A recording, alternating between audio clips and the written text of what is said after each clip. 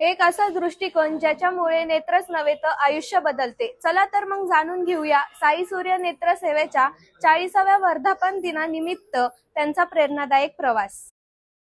15 August 1985 रोजी doctor प्रकाश आणि doctor सुधा कांक्रिया यांनी रुग्णसेवा हीच ईश्वर सेवा या तत्वावर साई सूर्य नेत्र सेवेची स्थापना केली।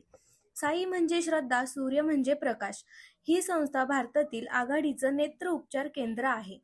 डॉक्टर कांक्रिया यांनी एका दिवसात 100पेक्षा जास्त लेसिक नेत्र शस्त्रक्रिया करून जागतिक विक्रम केला।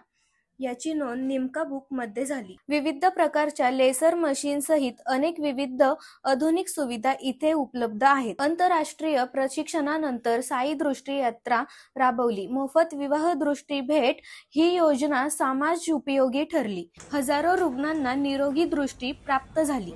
महाराष्ट्रातील पहिली खासगी नेत्रपेढी मान कन्हैया नेत्रपेढीस शासनाने पुरस्कार प्रदान केले।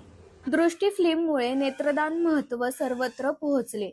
बेटी बचाव चळवळीच्या आद्य प्रवर्तक डॉक्टर सुधा कांक्रिया यांना 2 राष्ट्रपती माननीय प्रतिभाताई पाटील व माननीय डॉक्टर अब्दुल कलाम यांच्या हस्ते गौरवण्यात आले।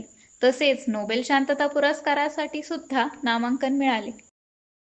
साई सूर्य नेत्र सेवा म्हणजे श्रद्धा, विज्ञान, करुणा आणि समर्पणाचा अद्वितीय संगम।